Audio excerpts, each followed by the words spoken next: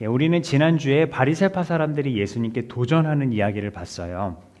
모세 율법을 들먹이면서 아내를 버리는 것이 옳습니까? 라고 물어왔거든요. 예수님을 시험하려는 의도에서 그런 질문을 던진 거였지만 실제로는 이혼 증서를 써주면서 아내를 버리는 일이 빈번하였다는 것도 우리가 살펴봤어요. 그래서 예수님은 바리새파 사람들을 향해서 너희가 완악하기 때문에 모세가 이 계명을 써준 것이 아니냐 하시면서 하나님이 남자와 여자를 창조하시고 둘이 한 몸이 되게 하는 것을 사람이 나누지 말아라 말씀하십니다.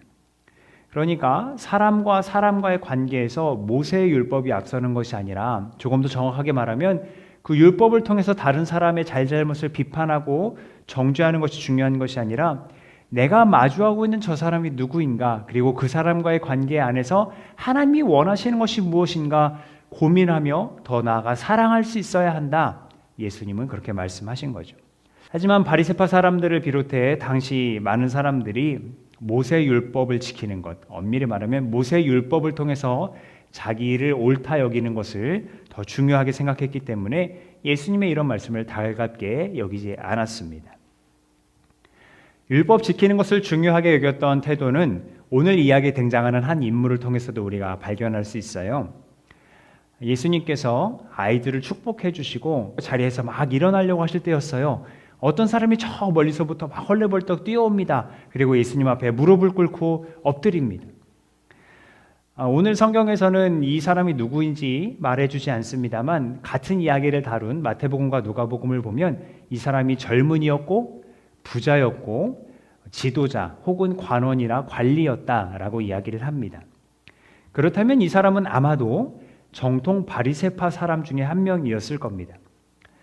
자, 그러면 이 사람이 젊고 부자고 관원이고 바리새파 사람이면 유대 사회에서는 부족할 것이 없는 사람입니다. 어딜 가나 인정받고 존경을 받을 만한 사람이에요.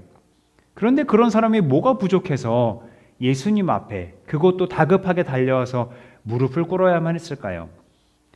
그의 질문에서 그 이유를 우리가 찾을 수 있는데요. 그가 뭐라고 했는지 우리 다시 한번 읽어볼까요? 시작. 선하신 선생님, 내가 영원한 생명을 얻으려면 무엇을 해야 합니까? 그러자 예수님께서 네가 살인하지 말아라, 간음하지 말아라, 도둑질하지 말아라 이런 십계명 잘 알고 있지 않느냐라고 되물어 보세요. 그러니까 이 사람이 네, 제가 그건 어렸을 때부터 다 지켰습니다라고 자신 있게 대답합니다. 자, 근데 여기서 우리가 잠깐 멈춰 생각할 게 있어요. 이 사람이 영생에 대해서 물었어요. 내가 뭘 해야 영생을 얻겠습니까? 근데 예수님께서 너 십계명 알잖아 라고 물어보셨어요. 그러니까 마치 십계명을 알고 지키면 영생을 얻는다는 건가? 라고 생각할 수 있습니다. 자, 그런데요. 십계명도 하나님께서 주신 것이니까 중요한 것은 맞습니다만 그것이 전부는 아니라는 것을 그 다음 대화를 통해서 우리가 알 수 있어요. 예수님께서 이 젊은이에게 뭐라고 하시냐면 한 가지 부족한 것이 있대요. 하나가 부족하답니다. 다 가진 것 같은 그이고 율법도 잘 지켜온 그인데 도대체 뭐가 부족했을까요? 그가 얻고자 하는 것, 영원한 생명이란 곧 구원이란 완전한 것인데 또 완벽해야 할 텐데 도대체 이 사람에게는 무엇이 부족하기에 예수님께서 그에게 그렇게 말씀하셨을까요? 그 부족함을 채우기 위해 예수님께서 내리신 처방은 다음과 같습니다. 같이 읽어봅니다. 시작. 가서 네가 가진 것을 다 팔아서 가난한 사람들에게 주어라. 그리하면 네가 하늘에서 보화를 차지하게 될 것이다. 그리고 와서 나를 따라라. 여기서 말하는 보화는 영원한 생명, 그것을 가리킵니다.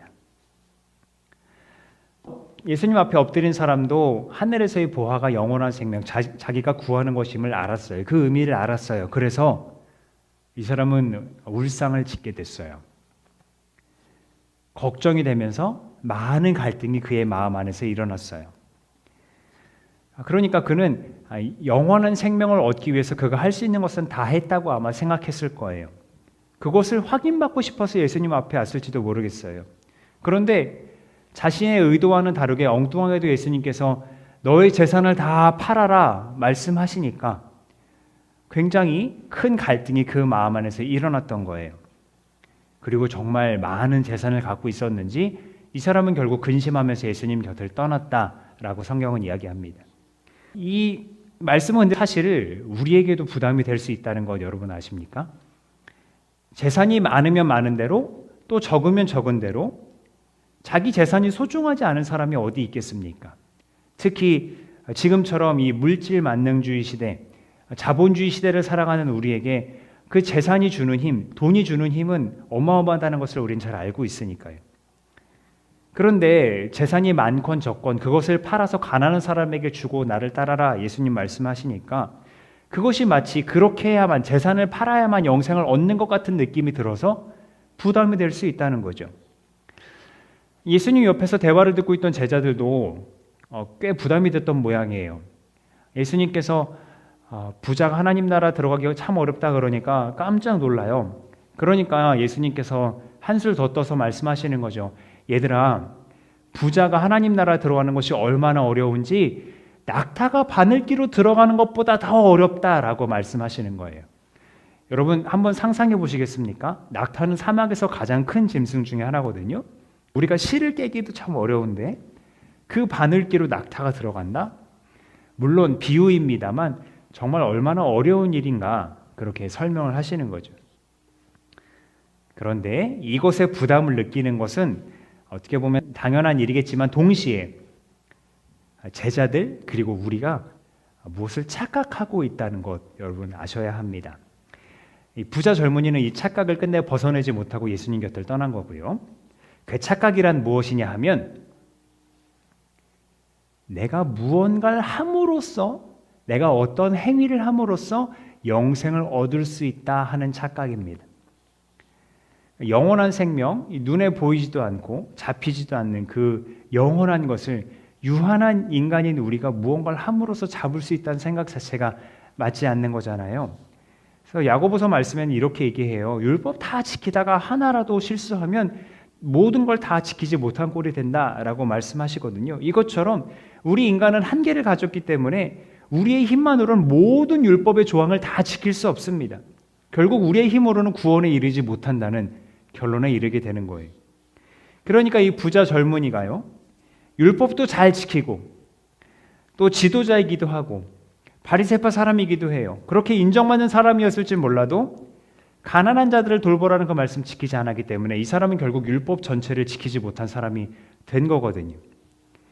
여러분, 영원한 생명을 유한한 존재인 인간이 만들어낼 수 있습니까? 영원한 생명은 영원하신 분이 주셔야 하지 않겠습니까? 그래서 예수님께서 말씀하시는 거예요. 우리 말씀 같이 읽어보겠습니다. 시작. 사람에게는 불가능하나 하나님께는 그렇지 않다. 하나님께는 모든 일이 가능하다. 아멘. 영원한 생명 곧 구원은 오직 하나님께 속해 있습니다. 아멘. 우리의 노력으로 얻을 수 있는 것이 아니에요. 그래서 에베소서 말씀을 보면 믿음을 통해서 은혜로 구원을 얻는 거예요. 행위로 난 것이 아니에요. 하나님의 선물이에요. 아무도 내가 얻었다, 내가 잘해서 얻었다, 내가 무엇을 해서 얻었다, 내 배경 때문에 얻었다라고 자랑할 수 없다는 거예요.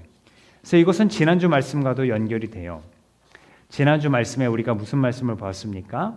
어린아이 같지 않으면 하나님 나라를 받아들이지 못한다라는 말씀 봤어요. 그래서 우리는 이 말씀을 어린아이와 같이 순전한 마음으로 하나님을 전적으로 의지하는 사람만, 그렇게 믿는 사람만 하나님 나라를 선물로 받을 수 있다라고 같이 나누었는데요.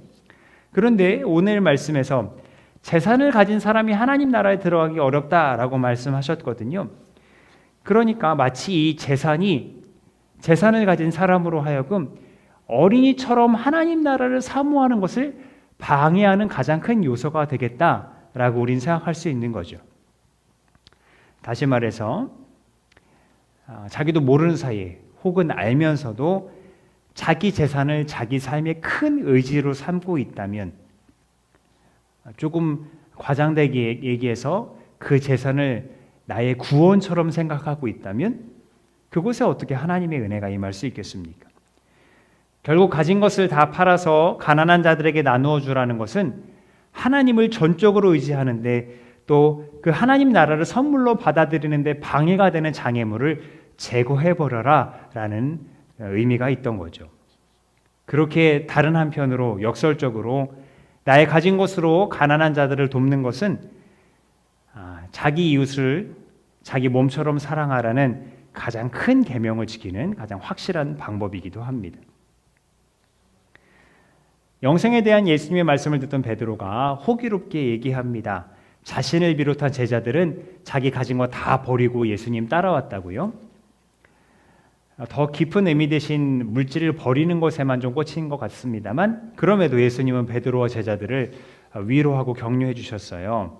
우리 같이 읽어볼까요? 시작.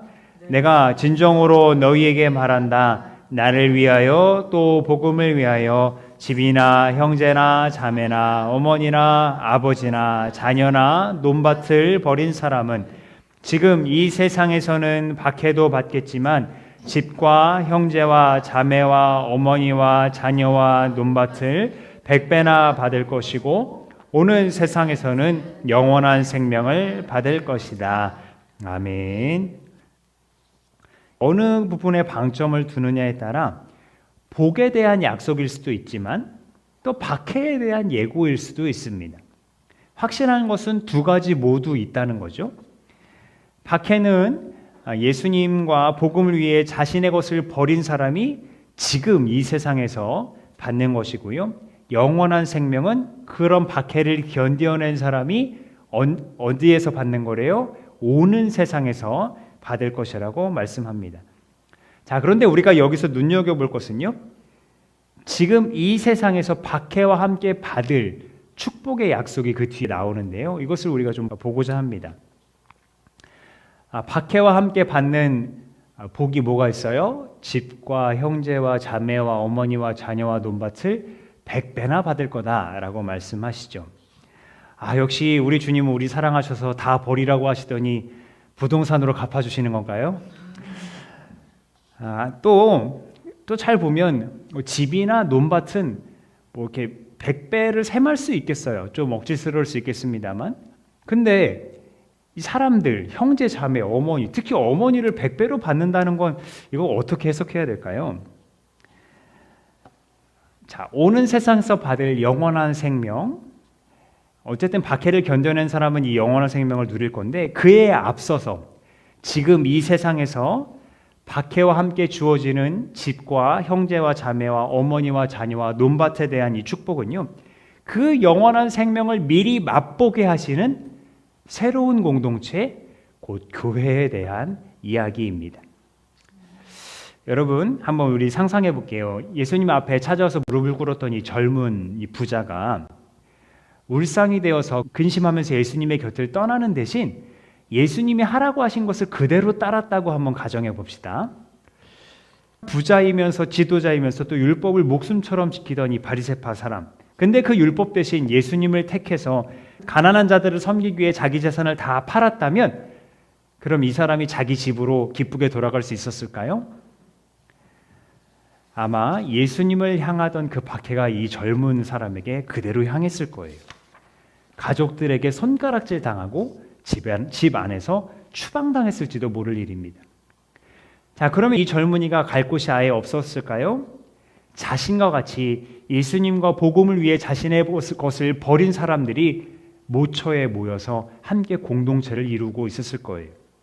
그곳에 모여서 서로 위로하고 그 남은 재산이라도 나누면서 한 가족이 되고자 했을 겁니다. 비록 피로 맺어진 가족은 아니지만 예수님과 복음 안에서 한 가족이나 다름없는 그런 공동체를 이루어갔을 거예요.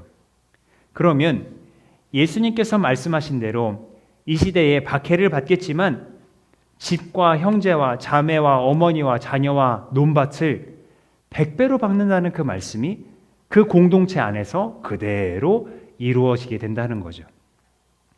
물론 오늘 이야기에서는 이 젊은이가 그 길을 선택하지 않았습니다만 그 길을 선택했던 사람들이 많이 있었다는 것을 우리는 성경과 또 기독교의 역사를 통해 이미 알고 있습니다. 그래서 오늘 서신서 말씀으로 읽은 히브리서에서도 박해를 받더라도 믿음을 굳게 지킬 것을 권면하고 있지 않습니까? 우리 말씀 조금 깁니다만 같이 읽어볼게요. 시작. 그러나 우리에게는 하늘에 올라가신 위대한 대제사장이신 하나님의 아들 예수가 계십니다. 그러므로 우리의 신앙 고백을 굳게 지킵시다. 우리의 대제사장은 우리의 연약함을 동정하지 못하시는 분이 아닙니다. 그는 모든 점에서 우리와 마찬가지로 시험을 받으셨지만 죄는 없으십니다. 그러므로 우리는 담대하게 은혜의 보좌로 나아갑시다.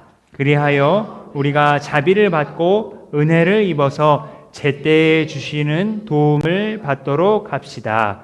아멘. 오늘의 설교는 주님을 위해서 무엇을 버릴 수 있겠느냐라고 물으면서 끝맺기 참 쉽습니다. 하지만 만약에 무엇인가 포기하는 행위 자체에 방점을 찍는다면 그것은 성경을 오늘 본문의 베드로처럼 읽은 모양이 됩니다. 무언가를 포기했다고 해서 그것을 나의 구원의 조건으로 삼을 수는 없기 때문입니다. 우린가 무엇을 포기했다고 해서 그게 하나님께 득이 될 리가 있겠습니까? 그분은 세상을 창조하신 분이고 금도 내 것이요 은도 내 것이요라고 하신 분인데 우리가 가진 재산 아무리 많다 해도 이거 버린다고 그게 하나님께 득이 되겠습니까? 그러니까 내가 무엇을 포기했다는 그 행위 자체가 중요한 것이 아니라 그것을 포기하면서까지 하나님 나라의 보화, 그 영원한 생명을 사모하는 마음을 가지고 있느냐, 그것이 중요하다는 겁니다. 그 영생을 주시는 주님을 전적으로 의지하는 그 마음의 중심이 중요하다는 거예요. 바로 믿음 말입니다. 그 믿음을 지키는데 방해가 되는 것들을 포기하고 나를 구원하신 예수님을 위해 살려고 몸부림치는 것이 바로 신앙의 모습이고 제자의 삶일 테니까요. 그런 믿음의 사람은 박해를 받을 겁니다. 꼭 이 초기 기독교의 모습 같지는 않더라도 여러 가지 모습으로 박해를 받을 수 있어요. 그러나 그것을 견뎌내면, 그것을 잘 참아내면 집과 형제와 자매와 어머니와 자녀와 논밭을 100배로 받고 오는 세상에서 영원한 생명을 누릴 수 있게 됩니다. 그래서 이제 여러분께 묻겠습니다.